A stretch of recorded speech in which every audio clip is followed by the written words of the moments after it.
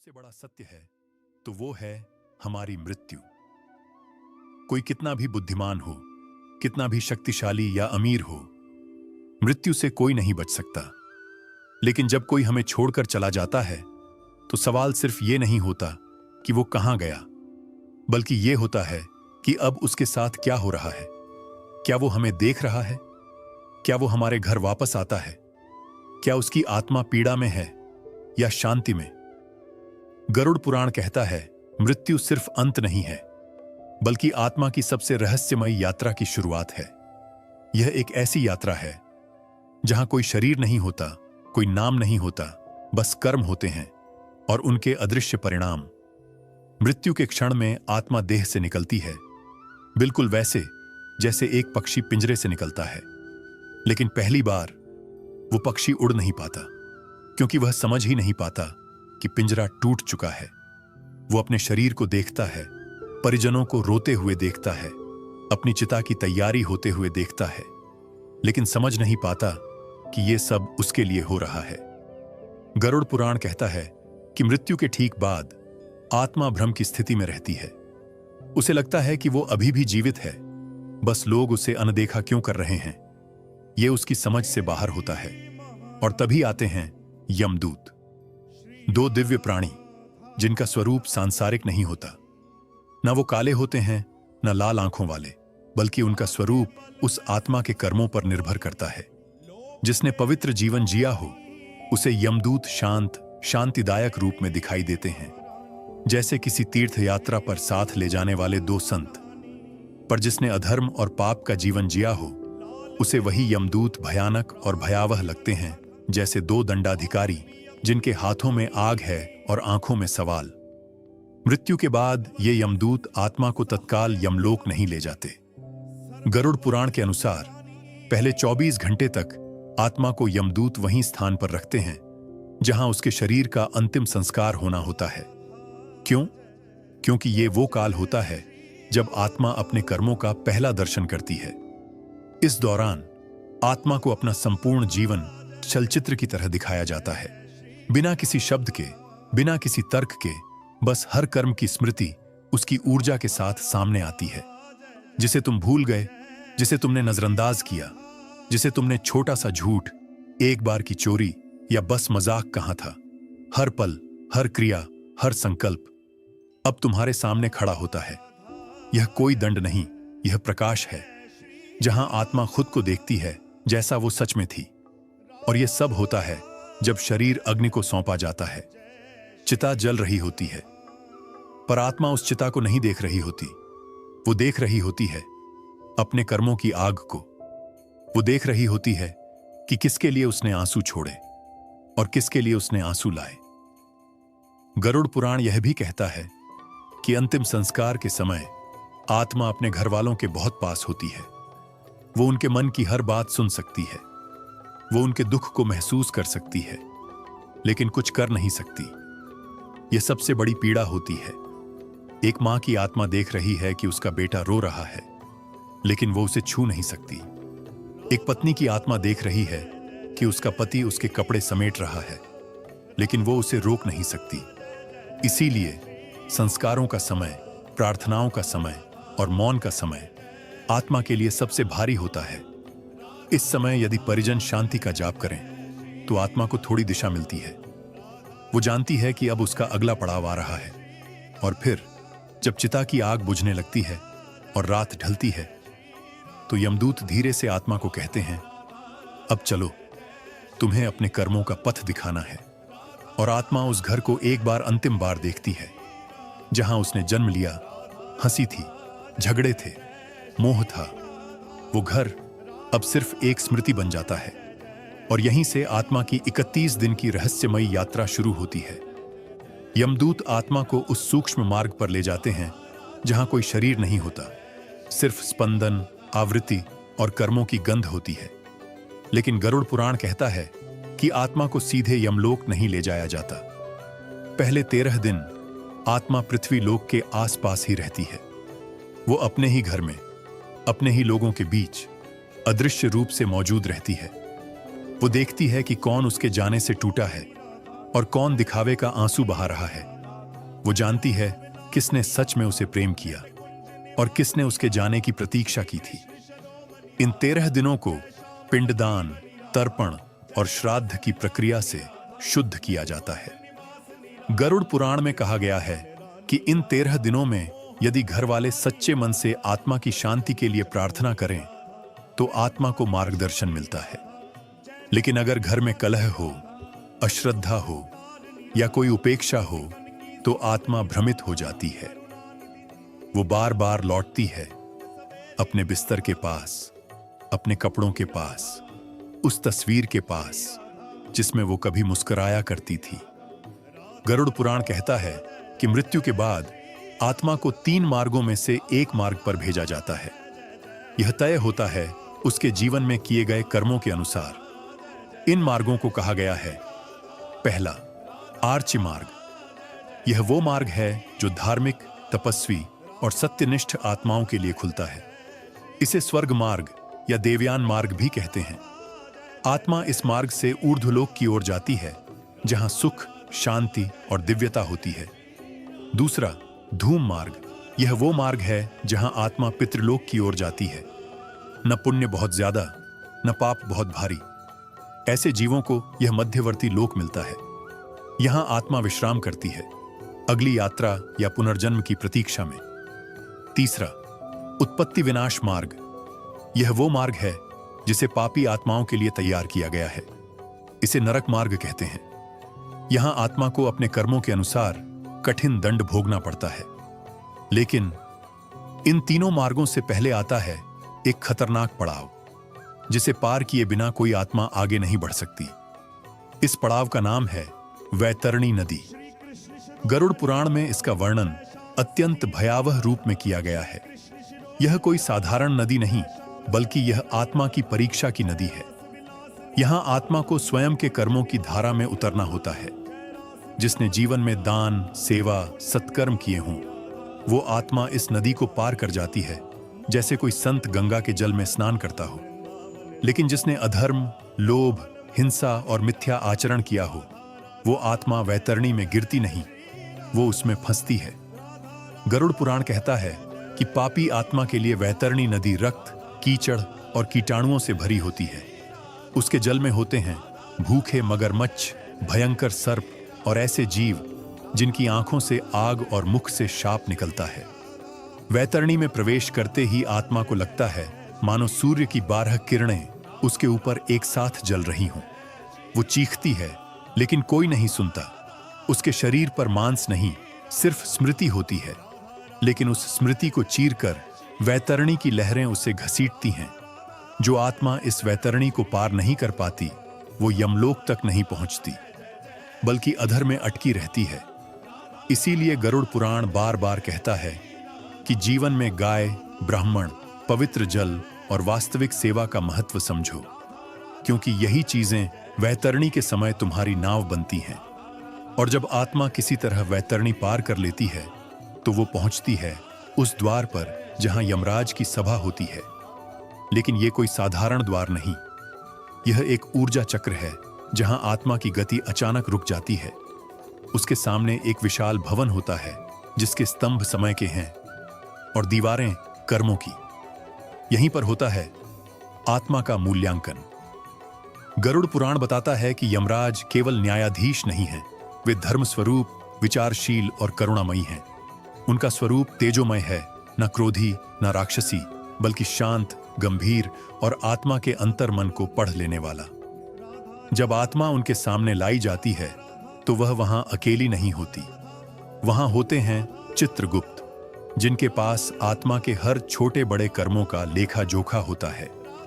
उनकी पुस्तक कोई सामान्य ग्रंथ नहीं, वो आत्मा के भीतर के विचारों को भी दर्ज करती है। जो तुमने सिर्फ सोचा था पर कभी कहा नहीं, जो तुमने चाहा था पर कभी किया नहीं, वो भी उस ग्रंथ में लिखा होता है। चित्रगुप्त उस आत्मा का पूरा जीवन यमराज के सामने खोलते हैं और आत्मा अपने ही जीवन को अपने ही न्याय की प्रतीक्षा में देखती है, बिल्कुल उसी तरह जैसे कोई अपराधी अपने अपराध को स्वीकार करता है। गरुड़ पुराण कहता है कि पाप पुण्य का हिसाब संख्या में नहीं, गहराई में होता है। एक व्यक्ति ने एक बार किसी भूखे को अन्न दिया, लेकिन पूरे प्रेम से दिया, तो वो एक पुण्य 1000 पापों को धो सकता है। और कोई व्यक्ति रोज पूजा करता रहा, लेकिन अहंकार में डूबा रहा, तो वो पुण्य फल नहीं देता। यहां छल नहीं चलता, यहां तर्क नहीं चलता, यहां सिर्फ सत्य चलता है। फिर आता है वो क्षण जब निर्णय लिया जाता है कि आत्मा को स्वर्ग, पितृलोक या नरक में से किस दिशा में भेजा जाएगा। अगर आत्मा ने अत्यंत पुण्य किए हों तो यमराज स्वयं उठकर खड़े होते हैं और उसे देवदूतों के साथ स्वर्ग के द्वार तक विदा करते हैं, जहां अप्सराएं स्वागत करती हैं और आत्मा एक दिव्य प्रकाश में विलीन होती है। लेकिन अगर आत्मा ने पापों से भरा जीवन जिया हो तो उसके सामने खुलता है नरक का मार्ग। गरुड़ पुराण कहता है कि नरक कोई एक स्थान नहीं, बल्कि अनेकों लोक हैं।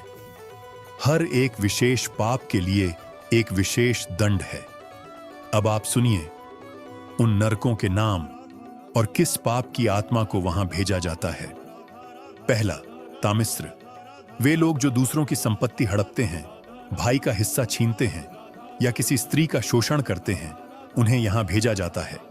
यहां आत्मा को लोहे की रस्सियों से बांधकर घना अंधकार दिखाया जाता है, जहां समय, ध्वनि और चेतना सब छीन ली जाती है। दूसरा, अंधतामिस्र। यह नरक उन्हें दिया जाता है जो झूठे वचनों से दूसरों को धोखा देते हैं, विशेषकर गुरु, शिष्य या जीवन साथी के रिश्तों में। यहां आत्मा को लगातार भ्रम में डाला जाता है। वो बार बार गिरती है, टकराती है और चेतना खोती है। तीसरा, रौरव नरक। यहां वे आते हैं जिन्होंने दूसरों को हिंसा, सताना या जानबूझकर पीड़ा देना चुना हो। गरुड़ पुराण कहता है यह नरक उबलते तेल, दहकती अग्नि और कांच जैसे पत्थरों से भरा है, जहां आत्मा की हर संवेदना जीवित रखी जाती है। चौथा, कुंभीपाक नरक। शिकारी, कसाई और वे लोग जो जानवरों की हत्या केवल स्वाद या शौक के लिए करते हैं, उन्हें यहां भेजा जाता है।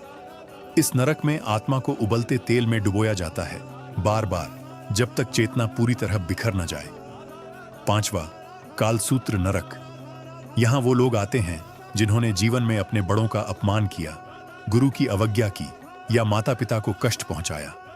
यह नरक अग्नि की लपटों से भरा होता है, जहां आत्मा को बिना विराम जलते हुए लोहे पर चलाया जाता है।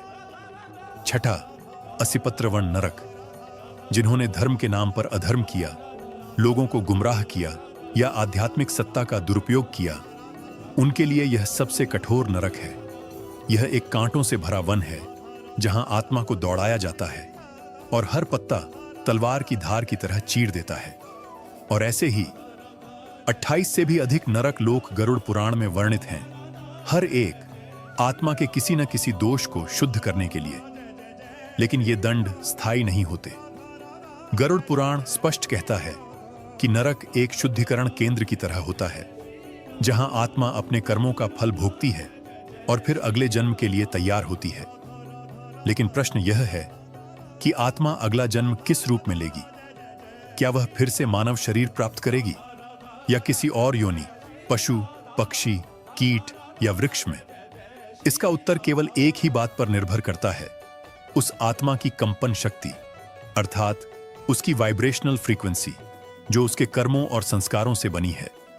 गरुड़ पुराण में कहा गया है कि सृष्टि में 84 लाख योनियां हैं।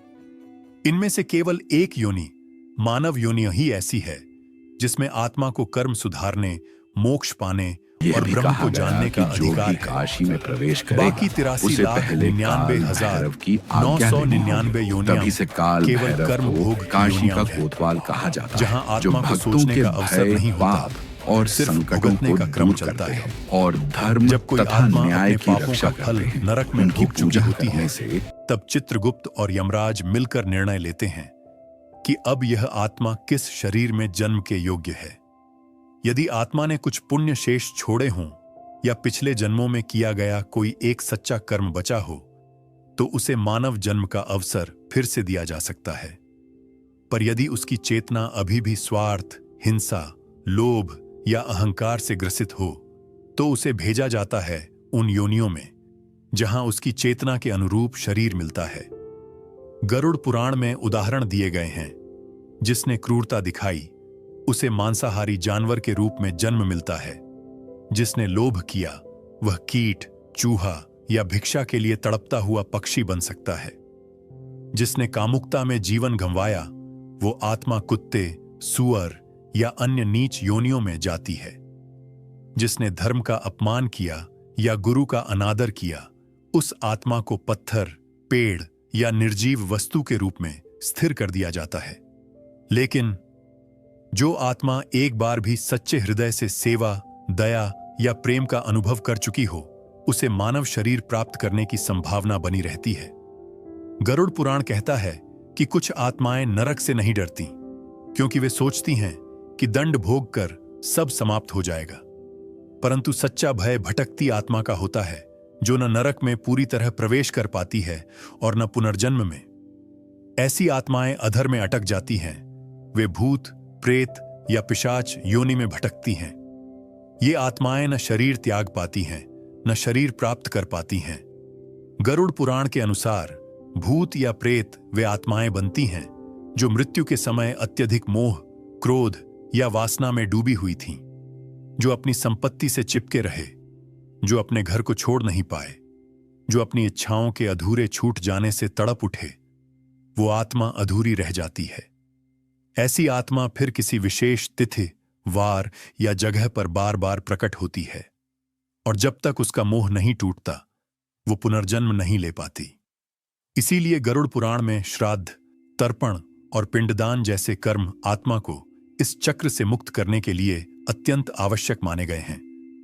इन तिथियों पर जब पवित्र जल, तिल और मंत्रों से तर्पण दिया जाता है तो आत्मा को एक दिव्य संकेत मिलता है कि अब वह आगे बढ़ सकती है।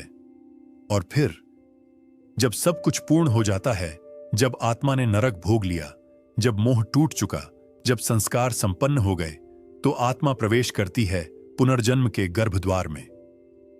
गरुड़ पुराण के अनुसार पुनर्जन्म का क्षण शुद्ध विज्ञान और अदृश्य ऊर्जा का मिलन है।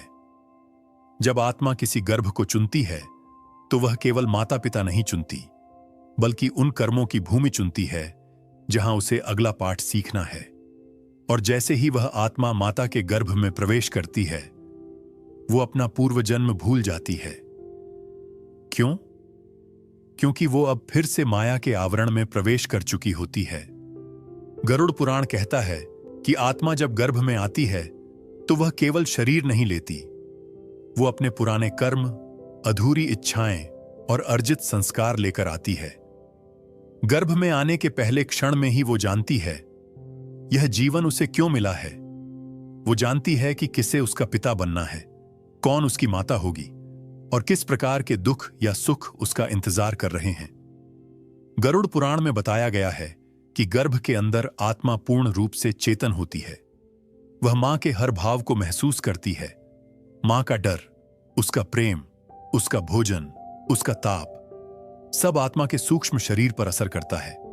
यहां तक कि मां के बोले गए शब्द गर्भस्थ आत्मा के मन पर अमिट छाप छोड़ते हैं। इसीलिए कहा गया है कि गर्भावस्था में माता को भागवत, रामायण, गीता या सत्संग सुनना चाहिए, क्योंकि तब आत्मा को दिव्य संस्कार मिलते हैं।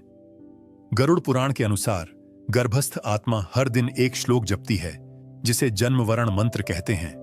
ना हाम देहो ना मे देहो बुद्धिर आत्मा ना छात्माना कर्मना जायते जंतु कर्मना एवा विलेयते। इसका अर्थ है मैं यह शरीर नहीं हूं, न यह बुद्धि, मैं आत्मा हूं। कर्मों के कारण मैं जन्म लेता हूं और उन्हीं कर्मों के कारण विलीन होता हूं। यह आत्मा का जागरण होता है। गर्भ के 9 महीनों में वह धीरे धीरे अपने पिछले जन्म की छाया से बाहर निकलती है, लेकिन अंतिम महीनों में जब उसका शरीर सघन होने लगता है तो वह भयभीत हो जाती है। उसे लगता है जैसे कोई उसे फिर से जाल में बांध रहा हो। और ठीक जन्म से पहले एक क्षण ऐसा आता है जब वह सब कुछ याद कर लेती है, अपने पुराने जीवन की अंतिम सांस, अपनी मृत्यु की पीड़ा, अपने द्वारा किए गए अच्छे बुरे कर्म, अपने प्रियजनों के चेहरे, वो सब कुछ उसकी चेतना में कौंध जाता है। और तब वो आत्मा ईश्वर से एक वादा करती है। गरुड़ पुराण के अनुसार जन्म से पहले आत्मा प्रभु से कहती है, प्रभु, इस बार मैं तुम्हें नहीं भूलूंगा। इस बार मैं मोह से नहीं बंधूंगा। मैं सत्य को पहचानूंगा और अपने जीवन का उद्देश्य पूरा करूंगा। परंतु जैसे ही वह आत्मा जन्म लेती है, उसकी पहली सांस के साथ, उसकी पहली चीख के साथ माया का आवरण उस पर गिर जाता है।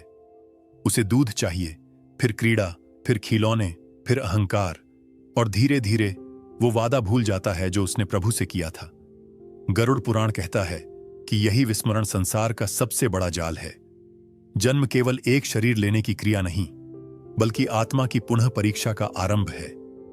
जो आत्मा इस बार अपने भीतर के वचन को याद रखे, जो मां बाप, समाज और लोभ के बीच भी अपने असली कार्य को पहचान ले, वही आत्मा इस जन्म में मोक्ष की ओर बढ़ती है। लेकिन जो आत्मा फिर उसी मोह, भोग और भ्रम में डूब जाए, उसे फिर मृत्यु और पुनर्जन्म का चक्र झेलना पड़ता है। गरुड़ पुराण बार बार चेतावनी देता है कि यदि एक बार मानव जन्म मिलने के बाद भी आत्मा चेतना में न जगे, तो अगली बार उसे पशु, पक्षी या कीट के रूप में फिर से प्रारंभ करना पड़ता है। इसलिए कहा गया है, मनुष्य जन्म दुर्लभ है। यह केवल उन आत्माओं को मिलता है जो अनगिनत योनियों में भटककर कभी तप, कभी तड़प और कभी तिरस्कार से गुजरी हों। लेकिन गरुड़ पुराण यह भी कहता है कि केवल जन्म ले लेना ही पर्याप्त नहीं। अब आत्मा को अपने कर्मों का फल भोगना होता है। वो फल जो उसने पिछले जन्मों में बोया, अब इस जीवन में अंकुर बनकर उगता है, जिसे शास्त्रों में कहा गया है प्रारब्ध। प्रारब्ध वह कर्मफल है जिसे कोई टाल नहीं सकता, न साधना से, न व्रत से, न तीर्थ से। कोई बच्चा जन्म लेते ही विकलांग क्यों होता है? कोई निर्धन क्यों? कोई बाल्यकाल में ही अनाथ क्यों? और कोई जन्म लेते ही राजयोग क्यों पाता है? धन, मान, सौंदर्य और बुद्धि से संपन्न क्यों होता है?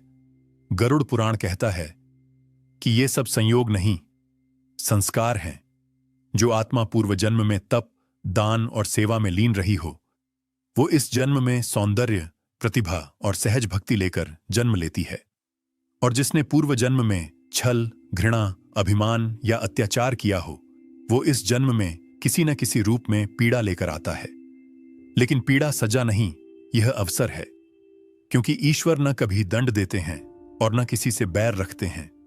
वे आत्मा को वही परिस्थिति दोबारा देते हैं जिसमें वह कुछ अधूरा छोड़ आई थी। गरुड़ पुराण में वर्णन है कि कई बार कोई आत्मा जिसने पिछले जन्म में दूसरों का भोजन छीना हो, उसका अगला जन्म भूखे घर में होता है। जिसने स्त्री का अपमान किया हो, वो अगली बार स्त्री रूप में उसी पीड़ा को अनुभव करने आता है। और जिसने किसी अपाहिज का उपहास किया हो, वो अगली बार उसी स्थिति में जन्म लेता है, ताकि समझ सके पिछले जन्म में अधूरी रह गईं, लेकिन इतना सच्चा संकल्प ले गई थीं कि उनका वर्तमान जन्म एक विशेष कार्य के लिए होता है। ऐसे बच्चे बचपन से ही अलग महसूस करते हैं। वे भीड़ में भी मौन होते हैं, प्रार्थना में जल्दी रम जाते हैं, या अचानक किसी मंत्र को सुनकर आंखें भर लेते हैं। गरुड़ पुराण के अनुसार ये लक्षण उन आत्माओं के होते हैं जो पिछले जन्म में साधना के द्वार पर आकर जीवन समाप्त कर बैठीं।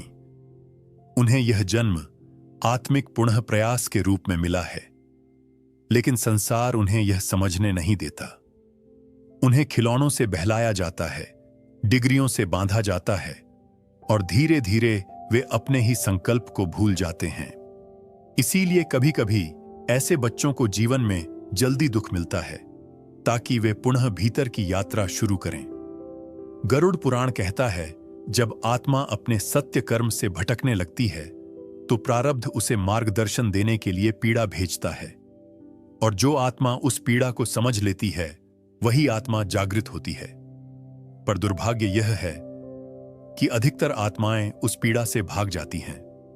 वे शिकायत करने लगती हैं, मैंने क्या किया था जो मुझे यह जीवन मिला।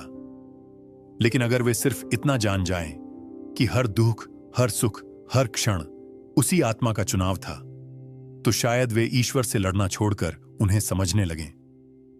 गरुड़ पुराण इसीलिए कहता है कि आत्मा जब जन्म लेती है तो उसका पहला कर्म है स्मरण। यदि वो ईश्वर को स्मरण करती रहे तो प्रारब्ध उसकी परीक्षा नहीं लेता, बल्कि पथ बन जाता है।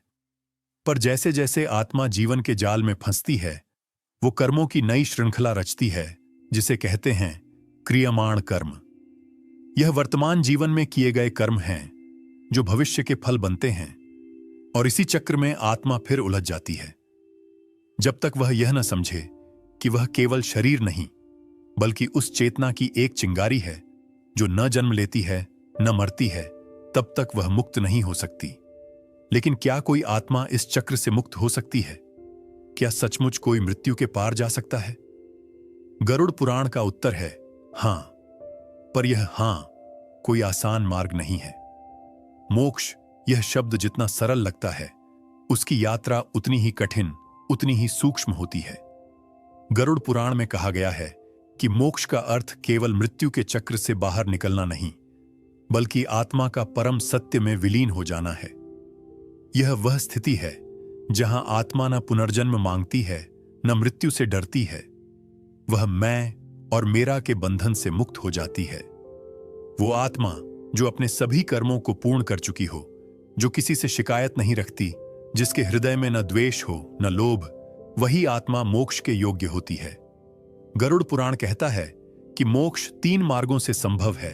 1, ज्ञान मार्ग, जहां आत्मा यह जान ले कि वह शरीर नहीं है, वो अहं का त्याग करे और परमात्मा को अपने भीतर अनुभव करे। 2, भक्ति मार्ग, जहां आत्मा ईश्वर को प्रेम में पुकारे, बिना किसी स्वार्थ, बिना किसी अपेक्षा, जहां मैं मिट जाए और तू ही शेष रह जाए। 3, कर्म मार्ग, जहां हर कर्म ईश्वर को अर्पित हो, न फल की इच्छा न पहचान की कामना। जब इन तीनों मार्गों का संगम आत्मा के भीतर होता है, तब वह धीरे धीरे भीतर से शुद्ध होती जाती है। एक दिन ऐसा आता है जब शरीर गिरता है, लेकिन आत्मा रुकती नहीं। न यमदूत आते हैं, न वैतरणी पार करनी होती है, न नरक, न स्वर्ग, न पुनर्जन्म। बस एक शांत प्रकाश प्रकट होता है। गरुड़ पुराण कहता है कि मोक्ष प्राप्त आत्मा को देवदूत लेने आते हैं, जो उसे ब्रह्मलोक की ओर ले जाते हैं। वहां कोई प्रश्न नहीं होता, कोई निर्णय नहीं, कोई न्याय नहीं, बस मौन होता है। वो मौन जिसे शास्त्र शिव कहते हैं। वो आत्मा उस मौन में प्रवेश करती है जैसे एक बूंद समुद्र में गिरती है। वो स्वयं का अस्तित्व खोती नहीं, बल्कि पूर्णता में विलीन हो जाती है। गरुड़ पुराण के अनुसार ऐसी आत्माएं कभी लौटती नहीं, क्योंकि वे जान चुकी होती हैं कि संसार एक लीला है और वह अब उस लीला में पात्र नहीं बल्कि साक्षी बन चुकी है। लेकिन मोक्ष प्राप्त करने वाली आत्मा कोई विशेष नहीं होती। वो हम में से ही कोई होती है जो एक दिन रोया था, जो टूटा था, जो भटका था, लेकिन जिसने अंततः अपने भीतर की उस प्रकाश किरण को पहचान लिया था जिसे आत्मा कहते हैं। तो मित्रों, मृत्यु केवल एक देह का अंत नहीं, बल्कि एक आत्मा की यात्रा का पुनः आरंभ है। यह यात्रा वैतरणी से होती हुई यमलोक तक जाती है, फिर पुनर्जन्म, प्रारब्ध और फिर वही मोहमाया। लेकिन जो आत्मा इस चक्र से ऊपर उठती है, जो अपने क्यों के पार जाती है, जो जान जाती है कि वह स्वयं ईश्वर की ही एक बूंद है, वही आत्मा पाती है मोक्ष। और यही है वह अंतिम सत्य जिसके बाद कुछ जानना शेष नहीं रहता। आपका आभार कि आपने इस संपूर्ण यात्रा को अंत तक सुना। यह केवल जानकारी नहीं, आत्मिक स्मरण था। हो सकता है आपकी आत्मा ने भी इस वचन को पहले कहीं सुना हो। यदि इस कथा ने आपके हृदय को स्पर्श किया हो, तो उसे किसी और आत्मा तक भी पहुंचाइए। शायद वह भी अपने प्रकाश को पहचानना चाहती हो।